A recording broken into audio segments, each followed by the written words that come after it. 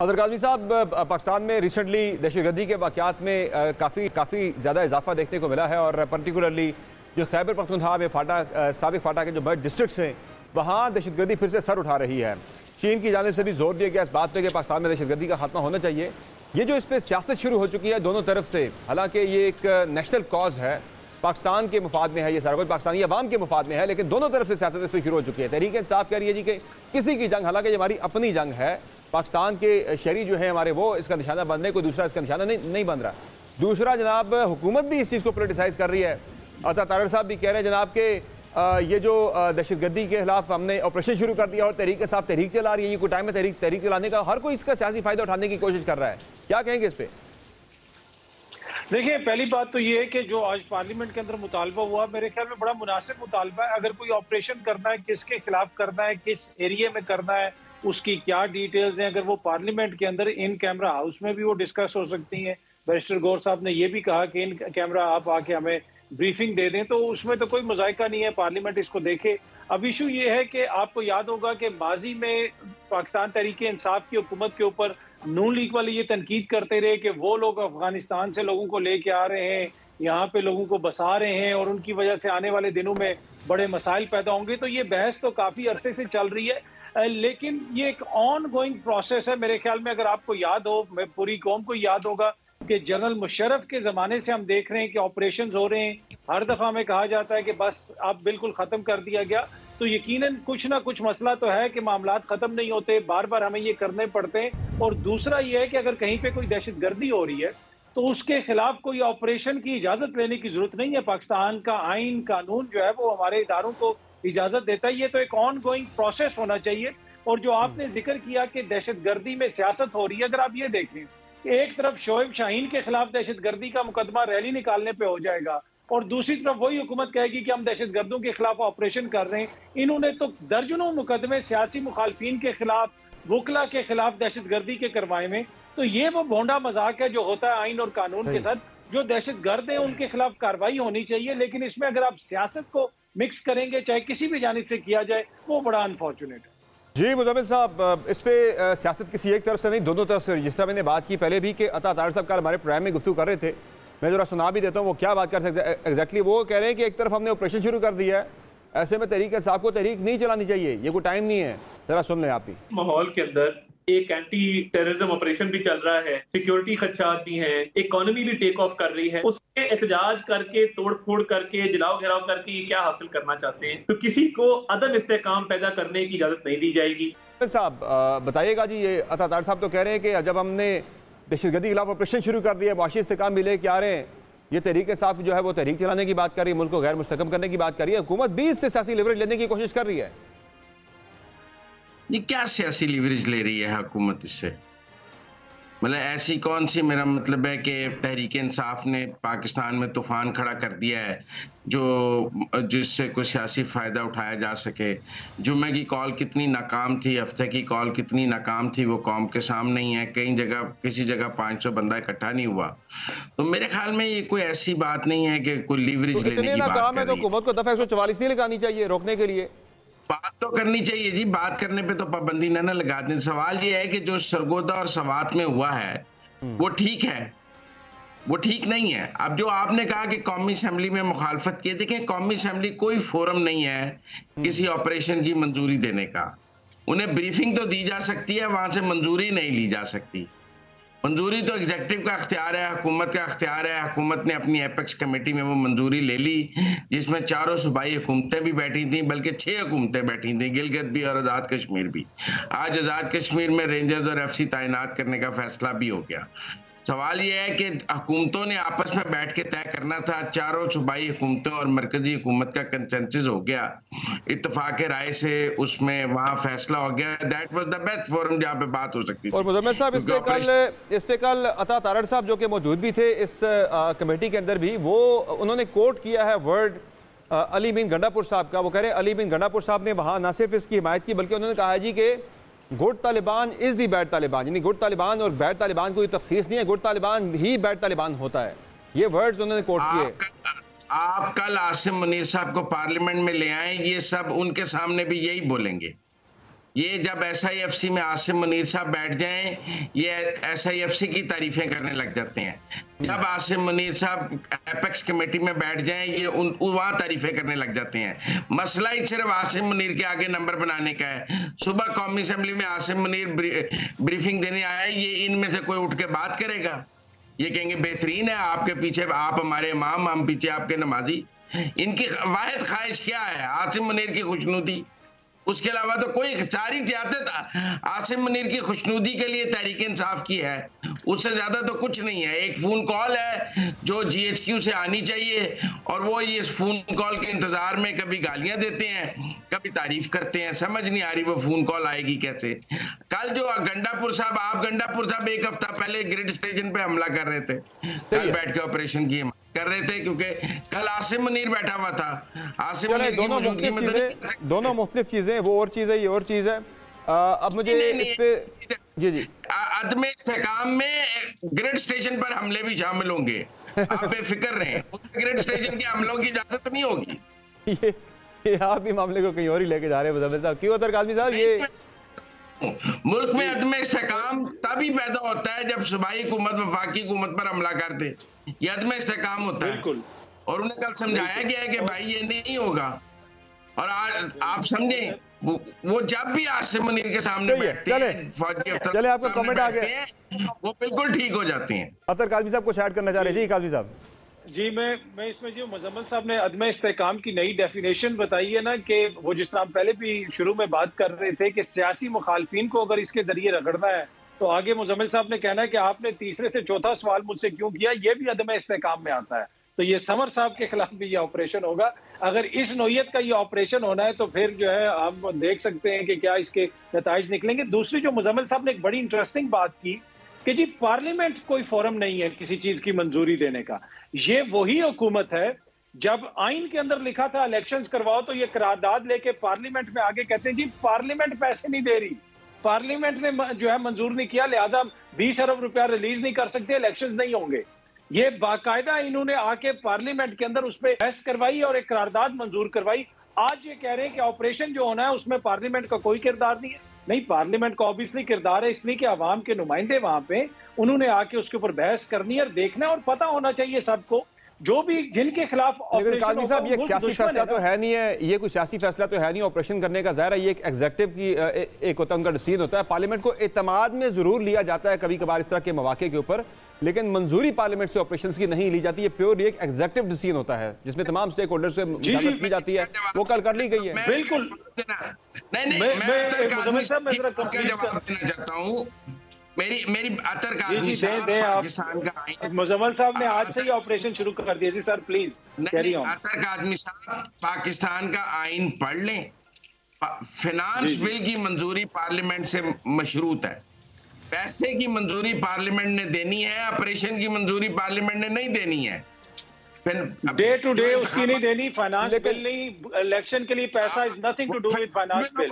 आप भी पार्लियामेंट आइन पढ़ें। लेकिन माजी में एक रिवायत रही है कि जब भी सिक्योरिटी के इस तरह के मामलात पैदा हुए हैं तो पार्लियामेंट में आके इन कैमरा इजलास के अंदर ब्रीफ किया है। मुझे याद है कि DGISI जो थे साबिक पाशा साहब ने भी आके ब्रीफ किया था पार्लियामेंट को आके। रिसेंटली फैज हमीद साहब ने भी आके पार्लियामेंट को बाजवा साहब अपोजिशन लीडर से मिले थे, सबसे एतमाद में लेती रही है, यानी कि जो है ना एस्टैब्लिशमेंट आके या जो हम हमारे स्टेक होल्डर्स हैं वो पार्लियामेंट को एतमाद में लिया उन्होंने कई मौके के ऊपर। समर अब्बास साहब, क्या उस एतमाद में लेने के बाद को पार्लियामेंट में वोटिंग होती थी कि ये चीज कबूल है या नहीं कबूल है? नहीं, वोटिंग तो नहीं होती। ये तो नहीं होता कि मंजूरी ली जाए पार्लियामेंट से, पार्लियामेंट को सिर्फ एतमाद में लिया जाता है, बाकी मंजूरी वहां से नहीं ली जाती। मंजूरी फैसला ये प्योरली एग्जीक्यूटिव का होता है। ये यस, वो एतमाद में लेने की एक बात है। वो एक जब ऑपरेशन शुरू होगा, आज फेडरल गवर्नमेंट ने कहा है कि आपको इन कैमरा ब्रीफिंग दे दी जाएगी, और उन्होंने ये भी कहा है कि जब कैमरा ब्रीफिंग दी जाएगी तो मौजूदा वजीर आजम की तरह दूसरे कमरे में नाराज होकर नहीं बैठे होंगे इमरान खान की तरह। चले कुछ दीगर सियासी मामलात की तरफ भी बढ़ते हैं आगे। जरा एक और बड़ा मामला है, वो ये है कि मुज़ाकरात की काफी बात पिछले दिनों चल रही थी, बातगश कल उस पर वजीर इत्तलात अता तारिक साहब ने वाजे कर दी गवर्नमेंट की पॉलिसी कि इमरान खान साहब से किसी किस्म के कोई मुज़ाकरात नहीं होंगे। उन्होंने मजीद इस बारे में क्या कहा, जरा सुन लें। खान साहब से तो मुज़ाकरात का सवाल ही पैदा नहीं होता ना। खान साहब से क्यों मुज़ाकरात करें, किस बात पे? देखिए, मुज़ाकरात होते हैं पार्लिमानी पार्टी के साथ, पार्लियामान में बैठे मेंबरान के साथ, मुज़ाकरात होते हैं चीफ मिनिस्टर KPK के साथ, तो ये बिल्कुल होने चाहिए और हो भी रहे हैं। खान साहब से बातचीत किसी सूरत नहीं होगी, वो पाकिस्तान को तोड़ना चाहते हैं। जी, आपने सुनी गुफ्तगू। अतातार साहब तो कह रहे हैं कि इमरान खान से किसी किस्म के कोई मुज़ाकरात नहीं होंगे, मुज़ाकरात होंगे तो पाकिस्तान तहरीक इंसाफ की पार्लिमानी पार्टी से होंगे। खान साहब इज नोबडी, उनसे मुज़ाकरात हम नहीं करेंगे। जी काज़मी साहब, देखिए, वो हुकूमत का राइट है, वो ना करें। पहले हुकूमत कहती थी हम करेंगे, अब हुकूमत ये तनकीद कर रही है कि तहरीक इंसाफ जो है वो ये कहती है कि हमसे बात नहीं करेंगे, वो किसी और से बात करेंगे। मसला ये है कि वजीर दिफा ख्वाजा आसिफ साहब जो हैं, जब 2018 में वो इलेक्शन हार रहे थे, उस रात को उन्होंने 40 मैसेजेस तकरीबन किए थे उस वक्त के आर्मी चीफ जनरल बाजवा को। व्हाट्सएप के ऊपर स्क्रीनशॉट्स भेजी थी, फॉर्म्स भेजे थे कि ये देखें क्या हो रहा है। उस रात को उन्होंने आर्मी चीफ को क्यों कांटेक्ट किया था, चीफ इलेक्शन कमिश्नर को क्यों नहीं किया? उनसे करते ना। वो जिस तरह हुकूमत कह रही है कि वो उनसे क्यों बात करने की बात कर रहे हैं, वो इनसे क्यों नहीं बात करते? मसला ये है कि जिधर पावर होती है लोग उधर ही बात करते हैं। ये जब अपोजिशन में थे ये भी यही कहते थे हम तो लाने वालों से बात करेंगे, इससे तो हमारी लड़ाई है। मोहम्मद जुबैर साहब के बकौल जो है मियां नवाज ने भी बाजवा साहब से ही बात की थी ये हुकूमत के खात्मे के लिए, PTI के जो जनवरी में मुलाकात की बात कर रहे हैं। जी बिल्कुल, वही मैं अर्ज कर रहा हूं। तो ये मसला ये है कि जब भी ऑपोजिशन में होते हैं ये यही कहते हैं कि जनाब उनसे बात होगी। अभी ये कह रहे हैं कि इमरान खान तो इनके मुताबिक खत्म शुदा है। इमरान खान तो इनके मुताबिक कोई किसी ना 3 में आता है ना 13 में आता है। लेकिन जब चाइनीज के साथ भी मिले फिर इन्होंने PTI को क्यों वहां पे बैठाया? इसलिए कि एक जमीनी हकीकत है, इमरान खान सबसे मकबूल लीडर है, उसकी जमात ने सबसे ज्यादा वोट लिए हैं, तो ये किसी तरीके से भी उनको इग्नोर तो नहीं कर सकते। अगर ये समझते हैं कि वो इतने रेलेवेंट हैं तो ना करें। किसने इनको कहा है कि उनसे मुज़ाकरात करें? वो भी ये कह रहे हैं हमने आपसे बात नहीं करनी, तो दोनों ना करें एक दूसरे से बात। तो ये मुज़म्मिल साहब, फिर ये मुज़ाकरात वाला चैप्टर फिर क्लोज समझा जाए? फिलहाल कोई बातचीत नहीं, कोई मुज़ाकरात नहीं? नहीं, देखिए, इमरान खान ने तो मुज़ाकरात करने हैं फौज के साथ, आसिम मुनीर के साथ, पावर स्पीक्स टू पावर, इसमें कोई शक नहीं है। यस, तो ठीक है, जब वो उनसे बात करेंगे तो वो बात कर लेंगे। वो हुकूमत के साथ तो बात करने के लिए तैयार नहीं है ना हुकूमत उनके साथ बात करने के लिए तैयार है। जब नवाज शरीफ की बात करते हैं, नवाज शरीफ ने कोई 9 मई नहीं किया हुआ था। नवाज शरीफ ने कोर कमांडर के घर को आग नहीं लगाई हुई थी। नवाज शरीफ ने GHQ पर लोग लेके हमला नहीं किया हुआ था। नवाज शरीफ ने ISI के दफ्तर पे हमला नहीं किया हुआ था। नवाज शरीफ ने शोहदा की यादगारों को आग नहीं लगाई हुई थी। उससे बात हो सकती थी, इनसे कैसे बात हो सकती है? फौज अपनी नफी करेगी इनसे बात करके? पहले तो ये 9 मई की माफी मांगेंगे ना। कौन सा आर्मी चीफ इनसे बात कर सकता है? जो कुछ इन्होंने फौज के साथ कर दिया। ने आर्मी चीफ का त्यारा अगवा किया था, नवाज शरीफ ने सुप्रीम कोर्ट पे हमला किया था। बात तो फिर उनसे भी होगी थी, तो इनसे भी हो जाएगी। ये कौन से कोर्ट में साबित हो गया कि इमरान खान ने ये करवाया? उसके बाद 15 साल बात नहीं हुई थी, या आप 99 की बात कर रहे हैं? वो तो मियां साहब 10 साल का मुआहदा करके चले गए थे ना। वो तो मियां साहब मुल्क छोड़ के चले गए थे, वो तो मियां साहब डील करके भाग गए थे, तो इसलिए बात नहीं हुई थी ना। 10 साल का मुआहदा करके अरबियों के पास चले गए थे। 15 साल लगते हैं। ये अभी शहजाद अकबर लंदन में बैठ के कह रहे हैं ना सारे केस झूठे बनाए हैं हमने, मिफ्ता पर, एहसन इकबाल पर, ख्वाजा आसिफ पर, शाहिद खाकान पर, सब केस हमने झूठे बनाए हैं। बोल रहे हैं ना सच आज लोग।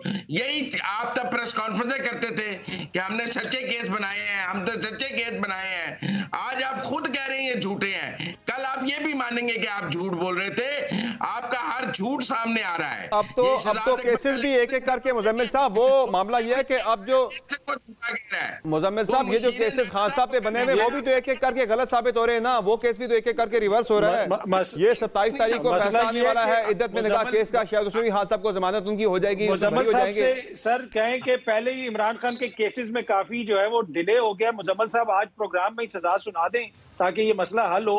आप फैसला दे दें कि जनाब ये हर चीज में गिल्टी है और उनको उम्र कैद सुना दें, जो भी आपने सुना। इमरान खान के केस तो बुलेट ट्रेन पर चल रहे हैं। वहाँ तो 4-4 साल अपीलें नहीं सुनी जाती थी, यहाँ तो 15 दिन में अपील सुनी जा रही है।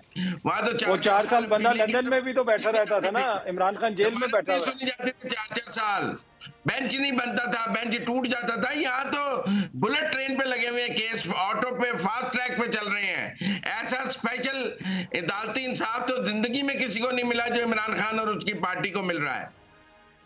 अच्छा, वैसे अभी अडयाला जेल में जो अदालत लगी, पूरी कौम ने देखा कि किस तरह केस चले और किस तरह फास्ट ट्रैक चले, कि नून लीग के अपने लीडर्स ने कहा कि जिस तरह के केसेस चलाए गए कि हमें नुकसान हुआ है उससे, वो तो पूरी कौम देख रही है। राना सनाउल्लाह साहब मान चुके हैं, राना सनाउल्लाह साहब ऑन द रिकॉर्ड ये मान चुके हैं कि ये सजाएं जो इलेक्शन से पहले दिलवाई गई थी वो सियासी फायदे के लिए राना थी। साहब मान जाएंगे, मुजम्मल साहब नहीं मानेंगे, मुजम्मल साहब नहीं मानेंगे, राना साहब मान जाएंगे, मियां साहब मान जाएंगे, मुजम्मल साहब नहीं मानेंगे। आप जो मर्जी कर लें। अच्छा, अब इस्लामाबाद हाई कोर्ट ने तेजी से अपील और जमानतें सुनी है, ऐसे नवाज शरीफ और मरियम की सुनी गई थी, ऐसे शहबाज शरीफ की सुनी गई है, ऐसे शाहिद खकान की सुनी गई है, ऐसे एहसन इकबाल की सुनी गई थी। तब ये मुजम्मल साहब जो मुजम्मल साहब इस मुल्क में, मुजम्मल साहब सर इस मुल्क में तो जो मरीज लंदन में था उसकी तीमारदारी के लिए यहाँ पे लोग जमानतों पे रहे कि जी तीमारदारी करनी है, और मरीज लंदन में था। तो बहुत कुछ यहाँ पे होता रहा। इस सिस्टम के अंदर बहुत सारे नकाइस हैं, बहुत सारे फ्लॉज हैं, उनको बेहतर करने की जरूरत है। हर पार्टी के साथ ज्यादती हुई, यहाँ पे सबके साथ ज्यादती हुई, लेकिन इसको बेहतर किसने करना है? जिनकी अभी हुक्मरानी है, जो हुकूमत में है, उनका फर्ज है ना कि चीजों को बेहतर करें।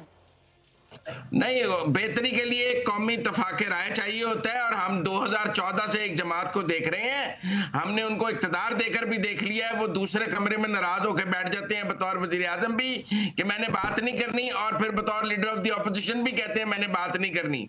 तो ये जब तक उस सियासी जमात और उसके लीडर को अक्ल नहीं आएगी कि बात किए बगैर मुल्क आगे नहीं चल सकता। हमने उनको बतौर वजीर आजम भी चेक किया है, वो दूसरे कमरे में नाराज होकर बैठ जाते थे, अब भी चेक किया है वो नाराज होकर बैठ जाते हैं। तो अच्छा, अब मुझे की वजह से पूरा वैसे जो हुकूमत की पॉलिसी नजर आ रही है, मियां साहब होके बैठे हुए कहीं नजर नहीं आ रहे, बजट के इजलास में भी मियां साहब नहीं आए, बहुत नाराज हैं आजकल वो भी मेरे ख्याल में। अच्छा जी, आगे बढ़ते हैं। ये बहस तो लगता है कि खत्म न होने वाली है, पूरा प्राइम इसी पे निकल जाएगा। अब जो एक तो मामला है खान साहब के केसेस का, उसमें तो नजर आ रहा है कि 27 तारीख को उनका इद्दत में निकाह केस का फैसला शायद सुना दिया जाए, कम से कम उनकी जमानत जो है उस पर हो जाएगी। उसके बाद कोई ऐसा केस रह नहीं जाता कि जिसमें उन्हें जेल में रखा जा सके। रिहाई उनकी हो सकती है, लेकिन गवर्नमेंट की जो पॉलिसी है वो ये है कि फिलहाल रिहा नहीं करना। अगले कई महीनों या कई सालों तक भी ऐसे इकबाल साहब तो कह चुके हैं कि हमें लोग कहते हैं कि 5 साल पूरे जेल में रखें ताकि मुल्क में सियासी इस्तेहकाम रहे। इस तरह से कुछ इत्तलात पहले 1 साल की आ रही थी, अब 5 साल की बात भी की जा रही है। तो ये तो तय है कि इस केस में भी बरी हो जाए। हुकूमत ने किसी भी तरह से जेल से बाहर नहीं आने देना, चूंकि शाह महमूद कुरैशी इस वक्त किसी केस में उनको सजा नहीं हुई, सजा याफ्ता नहीं है। साइफर केस में सजा थी, वो उसमें बरी हो चुके हैं, लेकिन उन्हें रिहा नहीं किया गया। ये तो तय है कि बाहर नहीं आएंगे। इसके अलावा फिर बाकी दो अहम फैसले आने हैं अगले हफ्ते। मखसूस नशिस्तों पर 25 जून को फैसला आ सकता है, और ये जो मामला है क्या कहते हैं इसको, इलेक्शन के बारे से, वो भी जल्द समात की तहरीक इंसाफ ने दरखास्त कर दी हुई है। तो काफ़ी इंपॉर्टेंट अगला हफ्ता है अदालती केसेस के बारे से। लेकिन तहरीक इंसाफ ने एक मूवमेंट भी अनाउंस करनी है। ये केसेस तो साथ साथ चलेंगे, लेकिन एक मूवमेंट की तरफ भी वो बढ़ रहे हैं। एक बड़ी एहतियाजी तहरीक शुरू करने वाले हैं। खान साहब कॉल देने लगे ये जुलाई के पहले हफ्ते में, लेकिन उस कॉल से पहले तहरीक इंसाफ के अंदर काफ़ी इस्तराब चल रहा है। ये जो काज़मी साहब हम देख रहे हैं कि कल शहरियार अफरीदी ने भी पार्लियामेंट में खड़े होकर कहा कि शायद ये मेरा आखिरी इजलास हो। उन्होंने इशारा तो गवर्नमेंट की तरफ किया अपनी बीवी और बेटी वाला, लेकिन अंदर खाना जो कहानी चल रही है वो एक ग्रुप जो है पीटीआई के अंदर, जो एक प्योरली एक पश्तून जो ग्रुप है, जो अपने आप को बहुत समझता था कि हम इमरान खान के सबसे बड़े वफादार हैं। मुराद सईद थे उस ग्रुप में, शहरियार अफरीदी थे उसमें, अली मोहम्मद खान थे उसमें, शहनाजा गुलजार हैं उसमें, बाकी लोग हैं, शेर अफजल नरवत भी उसी ग्रुप में अकाउंट होते हैं। वो ग्रुप अपने आप को कॉर्नर समझता है पार्टी के अंदर। आप देखें ना, जो ही शहरियार अफरीदी का अनाउंस हुआ, शेर अफजल नरवत ने कहा मैं भी इस्तीफा दे दूंगा, और साथ उन्होंने पार्टी में कुछ गद्दारों की निशानदेही भी कर दी। शहनाजा गुलजार ने कहा मैं भी इस्तीफा दे दूंगी अगर ये इस तरफ गया मामला। तो ये क्या चल रहा है पीटीआई के अंदर? अंदर से इतने कमजोर हैं, ये तहरीक कैसे चलाएंगे? देखिए, एक तो उनकी लीडरशिप आपको पता है, उनके वाइस चेयरमैन हो या चेयरमैन हो वो जेल के अंदर है, कम्युनिकेशन गैप है, तो बहुत सारे मसाइल हैं। इसमें कोई एथनिक रंग नहीं है, पश्तून वाला मसला नहीं है। शहरियार अफरीदी साहब वाला मसला मैं आपको बता देता हूँ। शहरियार अफरीदी को एतराजात किसके ऊपर है? उनको गिला शिकवा शिबली फराज साहब से है। शिबली फराज क्या कोई पंजाबी हैं? दूसरा उनका गिला शिकवा जो बड़ा है कि शाह फरमान को क्यों पॉलिटिकल पार्टी में शामिल किया है, ये तो हमारे लोगों के खिलाफ बहुत कुछ करते रहे, पार्टी से ये अलहदा हो गए थे। तो मेरे ख्याल में खुदा न खास्ता कोई एथनिक डिवीजन नहीं है। हाँ, पार्टी के अंदर ग्रुप बंदी हो सकती है, पार्टी के अंदर इख्तलाफात हैं। 2 मुलाकातें शहरियार अफरीदी साहब की हुई हैं इमरान खान साहब से, उसमें भी शहरियार अफरीदी साहब ने इन सारी चीजों का जिक्र किया। और खान साहब ने उन्हें कहा कि जब मैं बाहर आऊंगा तो मामलात को देख लेंगे। तो मेरे ख्याल में पार्टी एक ऐसे दौर से गुजर रही है जहां पे उनकी कम्युनिकेशन का इशू है, लीडरशिप अंदर है। तो मैं इसको वो जो पार्टी के अंदर यही वजह उसके तनाजुर में देखता हूं। शायद यही वजह है कि हुकूमत खान साहब को मजीद अंदर रखना चाह रही है ताकि पार्टी इसी तरह से जो है वो बिखरी रहे और कोई इफेक्टिव मूवमेंट ना चला सके। क्यों मुजम्मिल साहब ऐसा ही है? नहीं, वो इमरान खान साहब ने आगे डमी लोग लगाए। नहीं, इमरान खान साहब ने दरअसल आगे इख्तियार डमी। बैरिस्टर गौहर क्या है? एक डमी पर्सनैलिटी है। उनकी क्या पॉलिटिकल वर्थ है? पीटीआई में उनका कोई क्या एहतराम करे? उनकी क्या कंट्रीब्यूशन है पीटीआई के लिए कि उनको चेयरमैन बना दिया गया? सवाए इसके कि वो एक रबड़ स्टैंप है, डमी है, उनकी अपनी कोई सोच नहीं है, वो रिमोट कंट्रोल से आसानी से सेक्रेटरी जनरल तो बैठा हुआ ना उमर यूब की सूरत में। बड़े एहतराम के साथ सर, मोहसिन नकवी और औरंगजेब साहब जिन्होंने ये इस मुल्क का बजट पेश किया, उनकी क्या पॉलिटिकल वर्थ है? वो किसने मियां साहब के विजन को लेकर आगे चल रहे हैं? अतर्क आदमी साहब, प्राइम मिनिस्टर शहबाज शरीफ है, वो पार्टी का प्रेसिडेंट था, पहले भी पार्टी का प्रेसिडेंट रहा है। नंबर 2 इन कमांड था नवाज शरीफ के बाद। उसकी कमांड पे किसी को कोई एतराज नहीं था। वो अनडिस्प्यूटेड नंबर 2 लीडर है पीएमएलएन का। कहां शहबाज शरीफ और कहां बैरिस्टर गौर? क्या पिद्दी और क्या पिद्दी का शोरबा? मेरा मतलब जिसकी पीटीआई में ठीक है, चले पिछला इलेक्शन पीपल पार्टी से लड़ा था, अगला इलेक्शन उसका आपका चेयरमैन बन गया है। चले, बहुत शुक्रिया मुजम्मिल साहब आपका और अतर्क साहब आपका। जीती हुई है इलेक्शन फॉर्म में। बहुत शुक्रिया।